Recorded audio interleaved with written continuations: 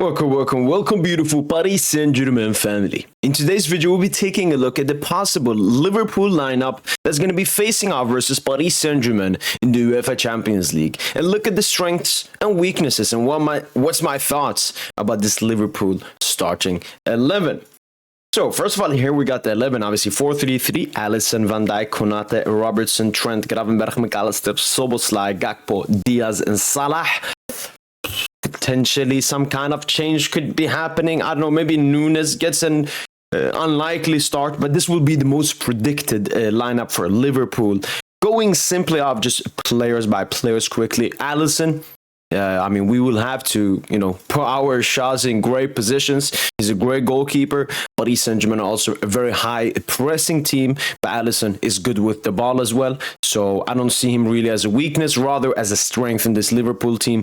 Konate and Van Dijk, I can talk about them together. Very good in defending in space, defending in tight areas. And pretty much eating up everything that comes into the box. But obviously, they haven't faced a team like Paris Saint-Germain. And with the pressure that we put on teams, with the balls we put into the box, potentially there will be some balls, one or here, that Van Dijk or Konate will be missing out. But once again, they're seen as a strength, in my opinion, from this Liverpool team. Then we come to the fullbacks, which is the complete opposite. I think with our counter press, you pretty much remove majority of Trent's offensive traits. All that he can have, which is really good, obviously, is the switches, either to Salah, to a midfielder like Szoboszlai, or all the way to the left-hand side where Diaz and Gakpo will be waiting for his balls.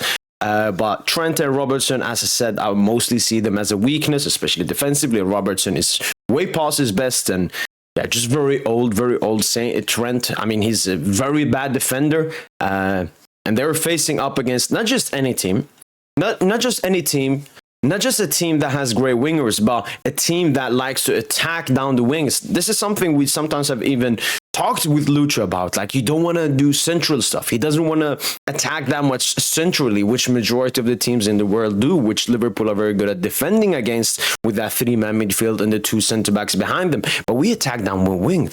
The overlapping from Achraf Hakimi, Nuno Mendes, the constant movement. Dembele will play as a false nine, will be dropping to that right-hand side. Kvaratskhelia will be moving around. Due, if he starts in the midfield, he will be pushing up. So potentially on that right-hand side, in one moment, you could have Due, Ousmane Dembele, Khvicha Kvaratskhelia, and Achraf Hakimi bombing down. And if you're any team in the world, you don't want to face that. If you're Liverpool, who have Robertson as your left back, you definitely don't want to face that. On the left-hand side, it's a bit different. Nuno Mendes usually stays back a bit more, and especially with Salah, who will come through with more, he will probably stay even more back. So it's mostly Barcola, Trent 1v1s. But the thing with Bradley Barcola, this season especially, he hasn't even been that much of a 1v1 winger. From the City game, the most thing we remember from him is when he absolutely cooked Nunes. But that was just one moment, elite moment of brilliance. Majority of the time, Barcola is a runner in behind.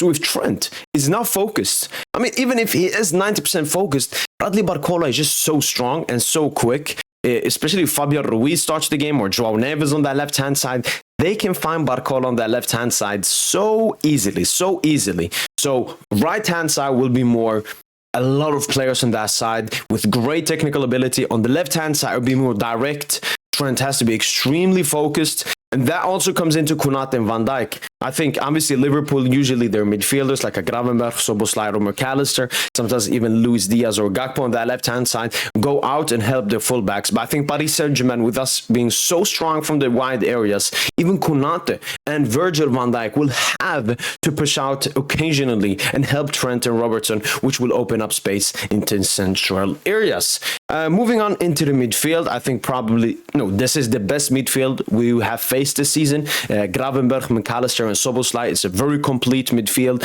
They can pretty much do everything. You have Gravenberch, who's more of a transition winger, midfielder, same a bit with Szoboszlai. McAllister can dictate the game, very technical, great ball retention. So when I look at the Liverpool midfield, once again, I'm looking at strengths. They're all very good at defending as well. As I said, the midfield battle will be a great, interesting battle. Obviously, especially the first game, Paris Saint-Germain will most likely have majority of the ball in this game. So Szoboszlai and Gravenberch and McAllister will be a lot of defending and a lot of counter-attacks from them. But moving on to the attack. Oof. I mean, it's...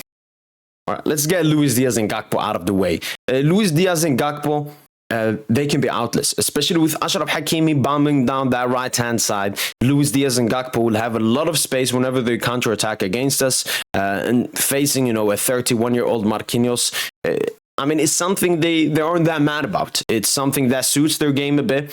Gakpo also very good header if any cross comes into the box from a player like Salah, McAllister, or Trent Alexander-Arnold. So that's also something we have to be worried about. But Diaz and Gakpo, a bit similar to Barcola. It's more about their runs in behind, which can be very dangerous, especially, as I said, Hakimi pushes up a lot, either inverts or is holding the touchline there on the right-hand side. He has great recovery speed, but in some moments he would be caught out, and Marquinhos just have to do their job. Donnarumma has to be a great goalkeeper.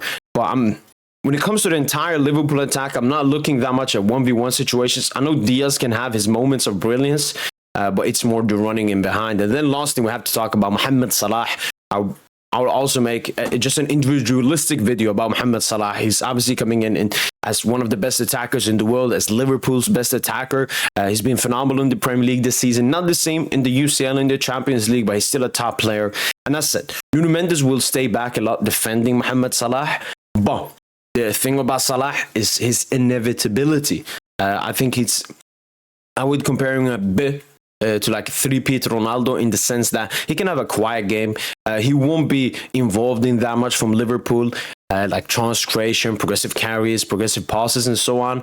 But if we give him a good opportunity close to our goal, he will either create a big chance for one of the runners in Gakpo, Diaz, or Szoboszlai, or he will take the chance himself and score. So when it comes to Mohamed Salah, biggest strength, obviously, of this Liverpool's team, alongside, the two centre-backs and the goalkeeper, Mohamed Salah was the player that we need to be always cautious about. I'm looking at Nuno Mendes, and I'm looking at probably João Neves dropping deep and helping, and that includes Bradley Barcola as well. So Mohamed Salah, for me, to try to take him out of the game, just be very physical, do that tough on him. But sometimes you can do everything perfect. Mohamed Salah will still walk away with 1 goal or 2 GA or something. So for me, looking at this Liverpool team, its majority strengths, especially centrally with the goalkeeper, centre-backs in the midfield.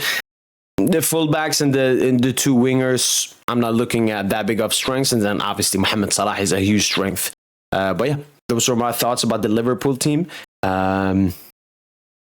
Yeah, let's see how this game goes. Very confident, but this will definitely be Paris Saint-Germain's biggest test this season, to definitely see how good are we against a team like Liverpool. Obviously, Liverpool play differently from other top teams in the world. It will be more of a defensive from Liverpool, especially the game at the Parc. And it will be very interesting if we can open them up. And then what happens when we're 1-0 up? What happens when they counter-attack against us? How dangerous can they be? Which is their biggest strength this season, defending, and then bomb going on the counter-attack. But it would be a very interesting game, and I'm so excited for this game. That's been it. Let me know in the comments down below if you agree or disagree with my thoughts about this Liverpool lineup. And as usual, allez Paris.